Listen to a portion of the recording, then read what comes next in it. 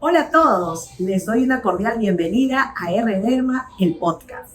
Hoy iniciamos con una serie de entrevistas a grandes profesionales de la salud. Y como tenía que ser nuestro primer día, vamos a entrevistar a una gran profesional, una gran amiga también. Ella es especialista en el pie, la podóloga, es docente en una institución muy importante, muy querida por sus estudiantes y reconocida en este medio. Demos una cordial bienvenida a Roby Quintana.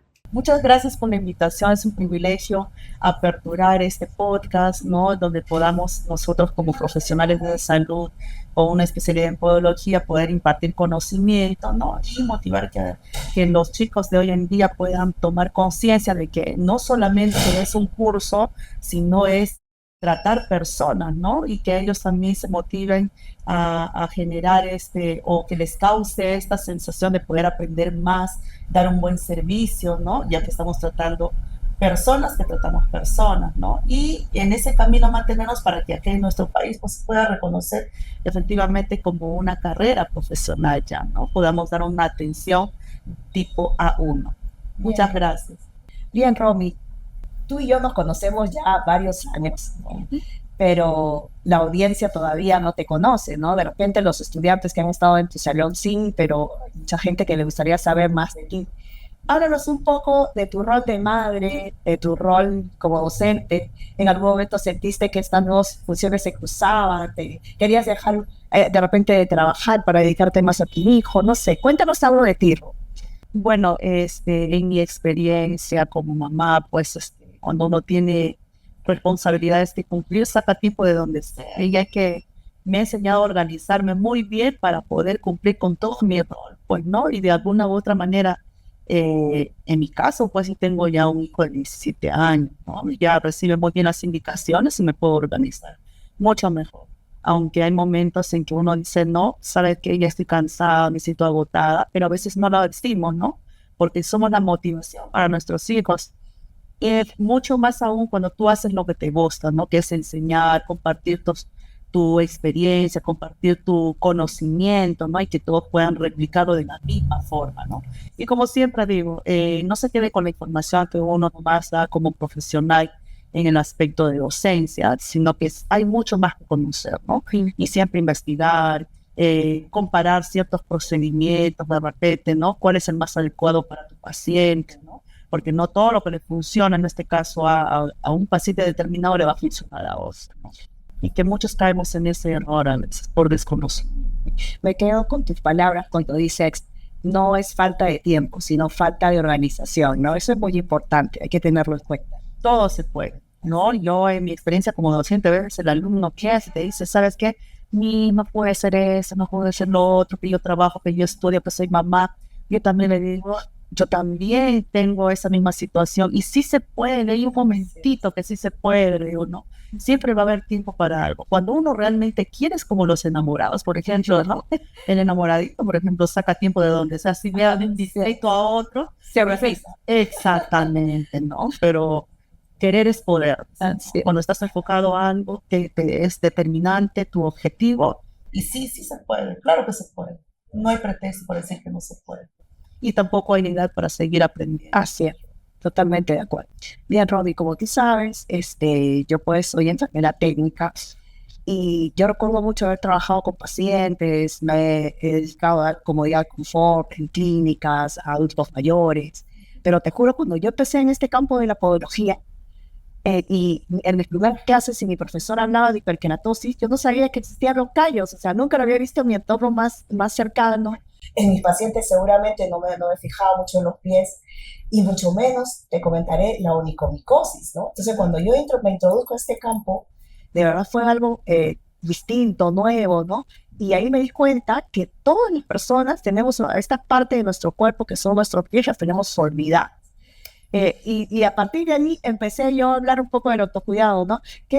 ¿Cuál es tu experiencia al respecto, Ron? Bueno, en mi caso también de profesión soy enfermera técnica, creo que estamos conectadas por ese sitio, ¿no?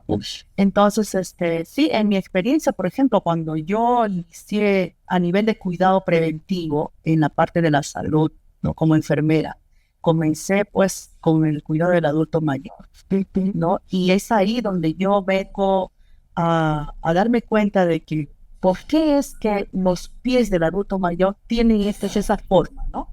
Tienen este tipo de alteraciones a nivel óseo, por ejemplo. Y hasta ahí tampoco había profundizado tanto la importancia del cuidado de nuestros pies, ¿no? Como yo les digo ahora a los alumnos, creo que más nos preocupamos en el cabello, en nuestro rostro, en las uñas, y dejamos, pero al último, en el cuidado de nuestros pies, ¿no? Como se pone zapatilla, medias, todo el tiempo, más en un clima tan variado como la capital, por ejemplo, ¿no? Como que no se ve. Pero en esto del adulto mayor se puede apreciar bastante, pues el paso de los años, cómo va tomando forma cuando uno ya está adulto mayor, pues, ¿no? Valga la redundancia, nos podemos dar cuenta, ¿no? De que si uno no ha tenido un cuidado, por desconocimiento sobre todo, porque, vuelvo y repito, creo que lo último está en nuestro país, así, ¿no? Y es importante, ¿por qué?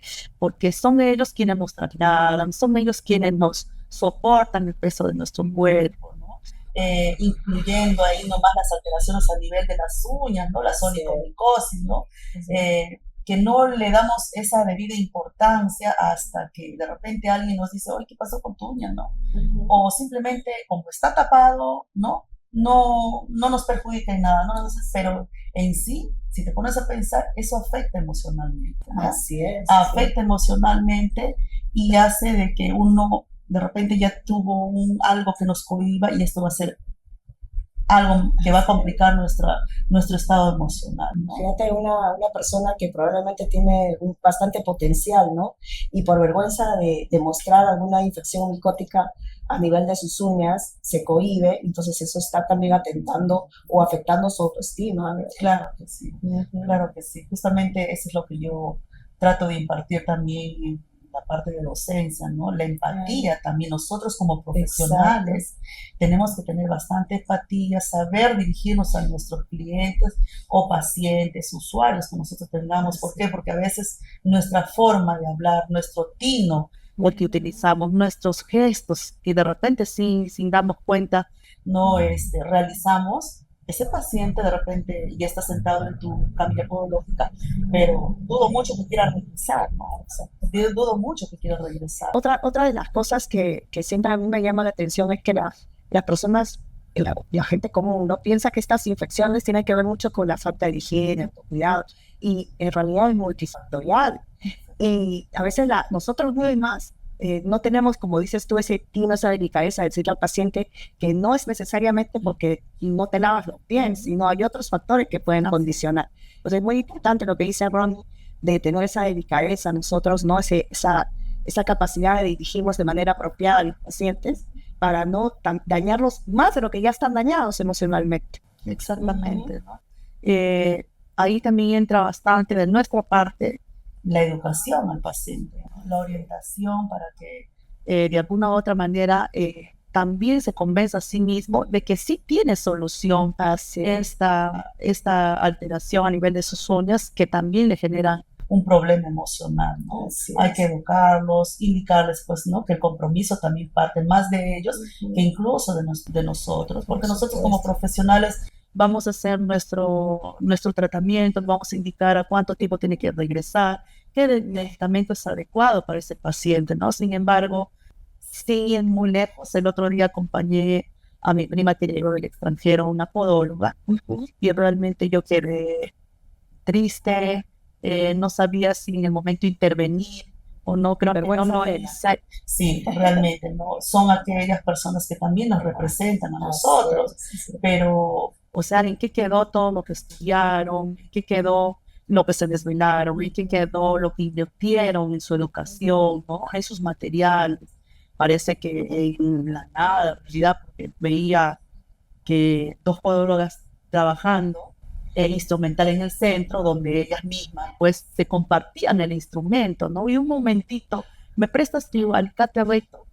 ¿No? Y vi así, visión real, no, esto no me ha contado, yo lo he vivido y recién fue en esta semana, ¿no? Donde se comparten el alicate, la señorita corta la uña de la paciente y le devuelve a la otra que estaba a su lado, ¿no? esas deficiencias, ¿no? Esas falencias que nosotras, Rumi, tenemos una responsabilidad muy amplia. Y yo creo que ahí me podría yo dirigir a los compañeros que hacen docencia, hablarles a nuestros estudiantes que al final luego se convierten a nuestros colegas, ¿no? Que la bioseguridad es elemental en una práctica podológica. Por eso es que la podología se convierte en un campo de la salud debido a la importancia que tienen esas prácticas de bioseguridad. Y que sí, pues hay un quiebre, podemos verlo a través de las redes sociales, tantas cosas que de verdad sorprenden, ¿no? Y Romy, ahí me gustaría que tú hagas énfasis, ¿no? A veces nosotros pensamos, oye, la hiperkeratosis es un problema solo estético y ya, ¿no? Pero me gustaría que nos hables un poco que eso que parece estético, ¿para qué grupo de pacientes o personas se puede convertir en un peligro o ser un indicador de un pie de riesgo, por ejemplo? En mi experiencia, yo más me puedo catalogar como con medidas preventivas. Sabemos que, por ejemplo, los pacientes diabéticos son los que casi siempre, o desde el momento que son diagnosticados, ya son un paciente de riesgo, ¿no? Pero lo que vendría a desarrollar con el descuido de ellos por mantener esos niveles glucémicos altos, ¿no? Empiezan a desarrollar las neuropatías, por ejemplo, ¿no? En el cual el paciente va perdiendo esa capacidad de poder sentir la sensibilidad, esa capacidad motora, no, esa capacidad autonómica que tiene el paciente cuando está saludable lo puede percibir. En un paciente diabético con esta complicación que ya empieza a desarrollar su neuropatía es preocupante, pues, porque muchos de ellos desconocen cuáles son sus signos, cuáles son sus síntomas para poder reconocer de que no están teniendo ese cuidado sobre su salud, ¿no? Manteniendo esos niveles glucémicos altos, lo que va a ir deteriorando esas capacidades, ¿no? Enseñar a nuestros pacientes, por ejemplo, ¿no? De que revisen sus calzados, ¿no? A nivel de sus pies, evaluarlos. De repente no lo pueden solo, pues por la ayuda de un espejo, un familiar, ¿no? De poder hacerse su autocuidado, ¿no? ¿Por qué? Porque eso ya vendría a ser una complicación si es que empiezan a desarrollar una hiperkeratosis. Debajo de esa hiperkeratosis puede generar una úlcera que no estamos viendo. O puede ir por toda infección también. También, ¿no? Porque el paciente con con el desarrollo de la neuropatía ya es bastante complicado de que pueda percibir que incluso las costuras de las mismas medias le puedan generar este tipo de puntos de presión. Es bastante... Yo, por ejemplo, algo que yo siempre menciono, ¿no? Bueno, a mí, si me sale un enoma, que es una hiperkeratosis nuclear, me duele, yo lo puedo percibir. Y algo que es muy importante que tú acabas de mencionar es que este pacientito muchas veces no lo va a percibir precisamente por la pérdida de la sensibilidad. Y eso le condiciona a una úlcera, ¿no? Entonces, ¿cómo haces tú para explicarle al paciente acerca de los cuidados que debe tener en ese sentido? Más que todo, lo que es docencia, primero, pues, tengo que educar bien a mis estudiantes, ¿no? Y aprovechamos, porque nosotros en la práctica sí hacemos que trabajamos pacientes con esta condición, ¿no? Y de paso vamos orientando también al paciente, ¿no? En el cuidado del paciente, pues, efectivamente, uno que tiene que mantener una alimentación adecuada en base a lo que ya tiene como diagnóstico, ¿no? Mantener su control glucémico, por ejemplo, en casa también, ¿no?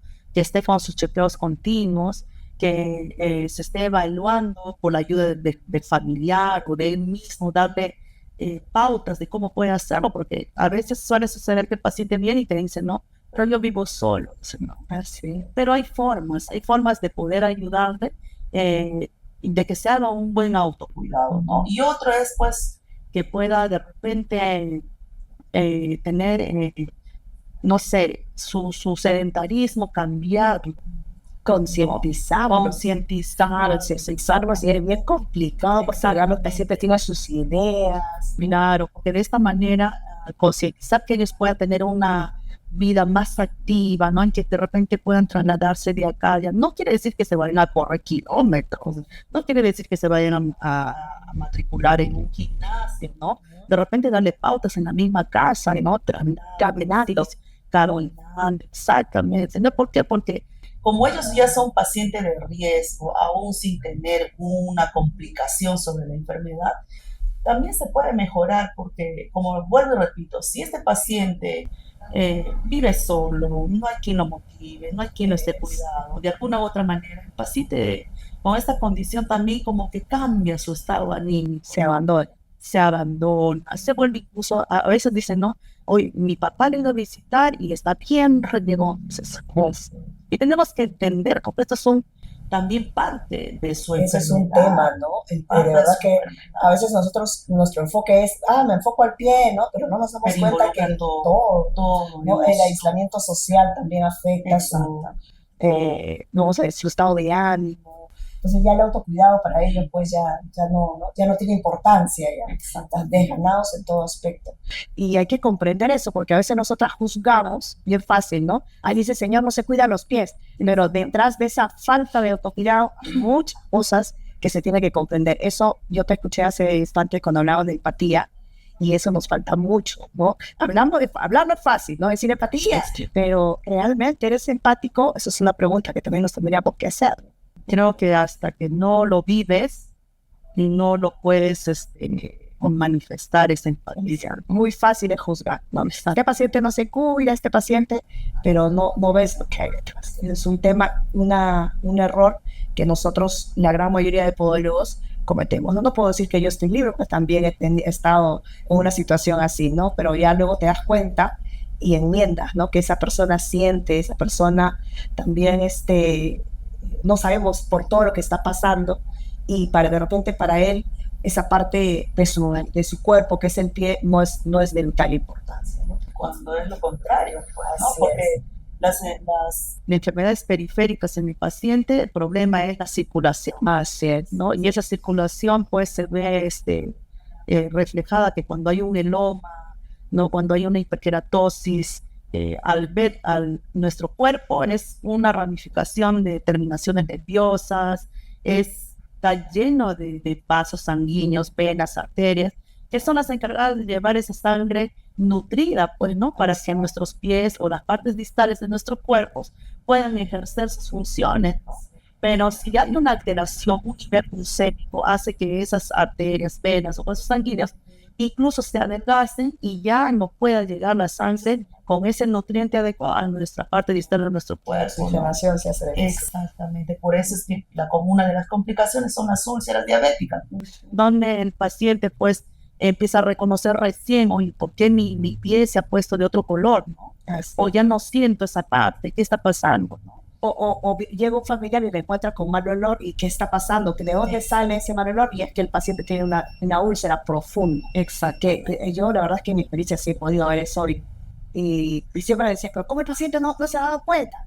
Y no se ha dado cuenta porque lamentablemente por la pérdida de la sensibilidad no lo observa, y como no tiene ese hábito de revisarse los pies, entonces pueden llegar a eso, ¿no? Así como que, por ejemplo, hace poco cuando fui a San Juan del Urincha a ver un paciente, mientras yo regresaba en el taxi, el señor me decía, ¿usted qué?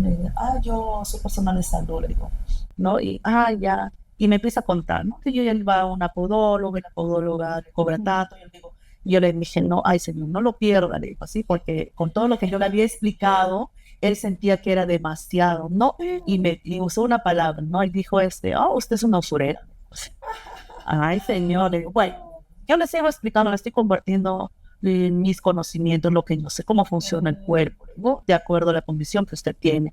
Y él me dice, yo tengo 35 años de diabético y no me pasa nada, yo manejo, yo corro, yo brinco y todo. Al finalizar casi mi recorrido, me dice, señorita, ahora que estamos hablando de este tema, yo hace como 10 o 8 años que ya no voy a mi médico. Y yo digo, pero tiene que volver a ir. Y me dice, no, entonces entonces usted es sanito. Le digo, usted no siente nada, no ha tenido ni un signo, ni un síntoma. No, dice, no. Pero de pronto al finalizar me dice, sí, a veces siento que ya no puedo orinar. Yo le digo, señor, es lo que yo le digo. Esta enfermedad no quiere decir que te va a atacar directamente la visión o simplemente la pérdida de sensibilidad, no una herida, una úlcera, no, señor, digo, esto va a deteriorar órganos paulatinamente. Por eso es que ustedes con esta condición médica tienen que estar ahí rigurosamente con su médico, ¿no? ¿no? Hacer un chequeo, un control continuo. Está a tiempo de repente y uno se descubre, ¿no? Romy, hemos visto que una de las complicaciones más frecuentes o por la que generalmente inicia daño a nivel del pie del paciente diabético es la cerosis, ¿no? Esa hiperkeratosis, esa descamación que se presenta a nivel del pie. ¿Cuál es el tratamiento preventivo que tú instauras en tus pacientes? Bueno, en este caso el tratamiento preventivo pues es justamente lo que usted menciona, ¿no? Es evitar esa cerosis, esa descamación, la sensibilidad extrema que tiene el paciente, porque esto tiende a agrietar la piel del paciente, ¿no? ¿Y qué más? Tenemos la excelente alternativa, pues acá en IRD, fórmulas magistrales, tenemos cremas con principios activos excelentes que van a ayudar a una hidratación profunda según la necesidad del paciente, ¿no? Por ejemplo, acá en IRD tenemos uno que es específicamente el Uriafor, ¿no? Que tiene caléndula, vitamina E, de pantenol, urea, para poder conseguir con nuestro objetivo, que es una hidratación profunda y mejorar la calidad de la piel de estos pacientes, ¿no? Que tienen esta condición. ¿Has utilizado alguna vez las mascarillas regeneradoras para el paciente diabético?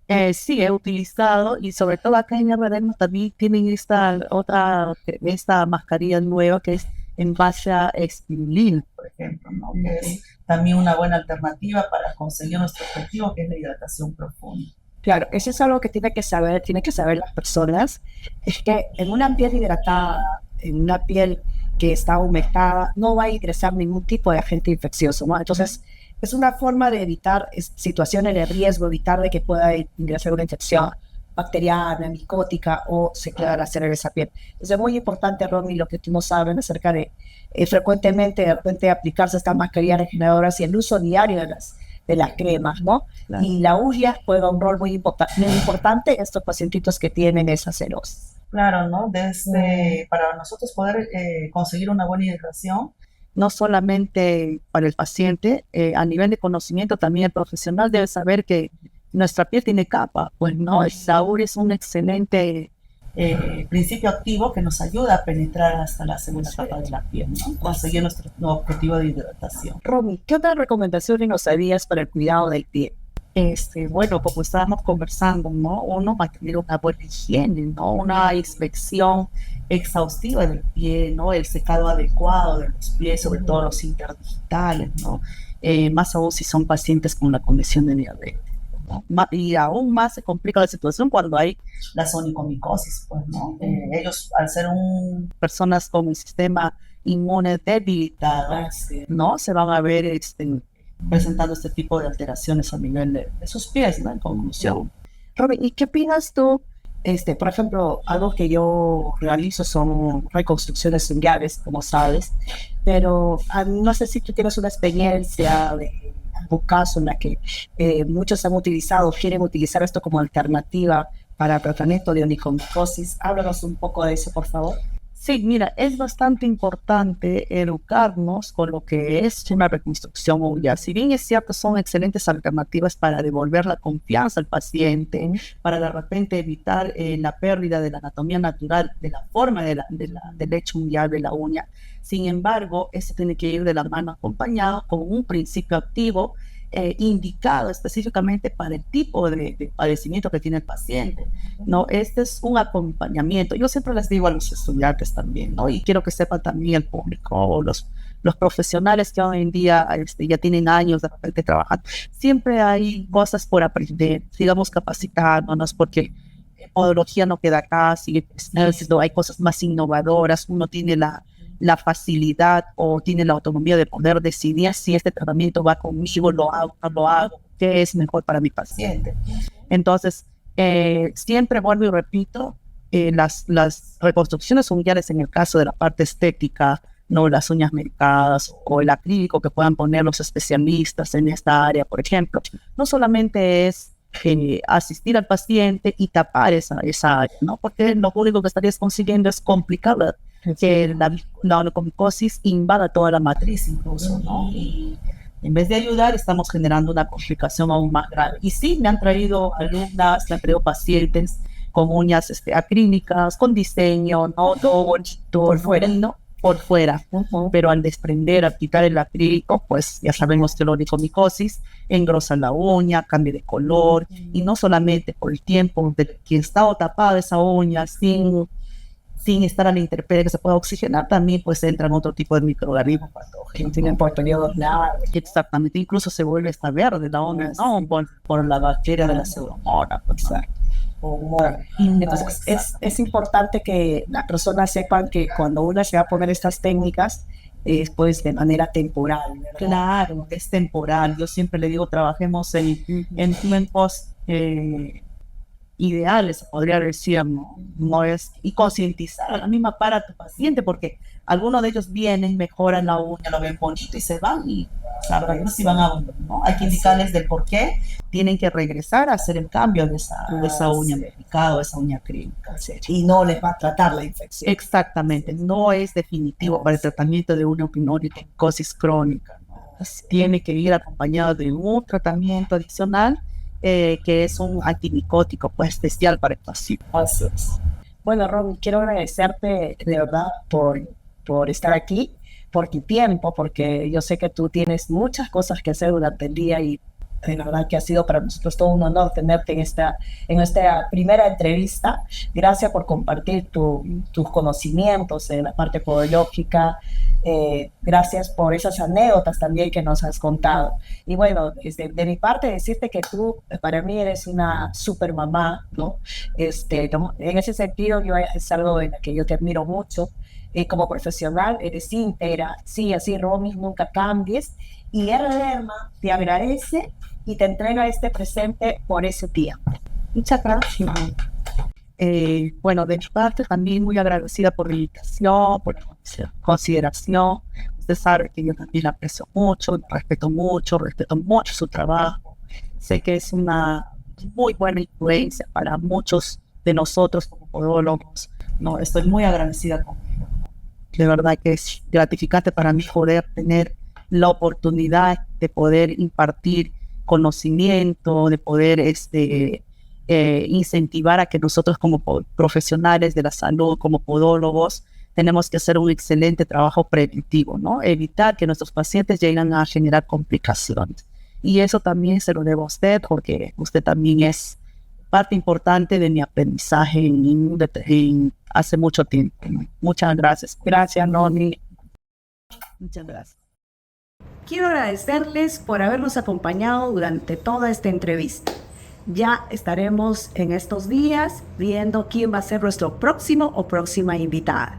No se olviden de seguirnos a través de las redes sociales, Instagram, Facebook, TikTok, como RDERMA Fórmulas Magistrales. Y los pueden encontrar de manera física en Avenida de Emancipación 851 y nuestra sede de Magdalena.